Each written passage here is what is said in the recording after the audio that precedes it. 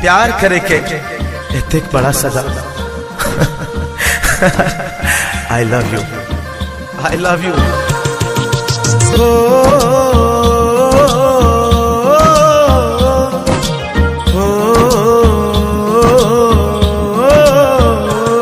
किसी ने सच कहा, शीशा हो या दिल हो, शीशा हो या दिल हो, टूट जाता है।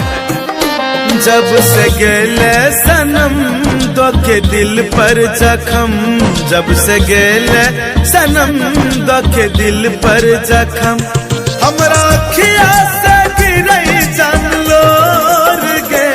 कानी कानी सुखै छै हमर छोर गे, कानी कानी सुखै छै हमर छोर गे, कानी कानी सुखै छै हमर छोर गे, कानी कानी सुखै छै हमर छोर गे। Mix by Abhishek Anurag. अच्छा सिला दिया तूने मेरे प्यार का, अच्छा सिला दिया तूने मेरे प्यार का। और किसी ने सच कहा था, यार ने लूट लिया घर यार का।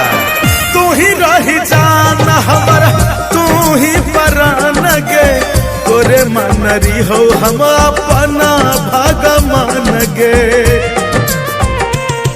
ओ भेले कौन कसूर हमारा से बोले न जान गे, छोड़ के हमरा धैले तो सदा के सन गे।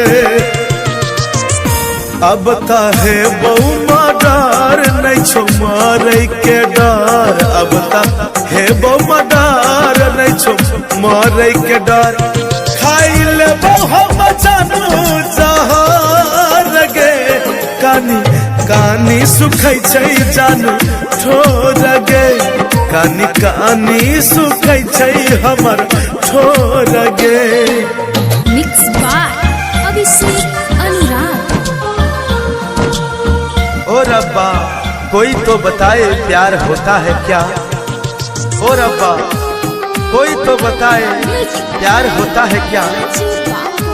जैसा मुझे हो गया सबको होता है क्या।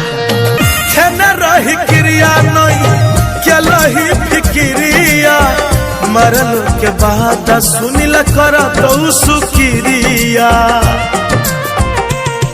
ओ दोसरा के नाम के भले मेहंदी लगे बेगे, हमरा जका प्यार में तू भतरा में पैबेगे।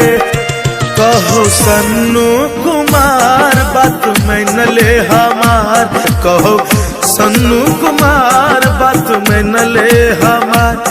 कौशल पर रहम जान कर गे, कानी कानी सुखै छै हमर छोर गे, कानी कानी सुखै छै हमर छोर गे।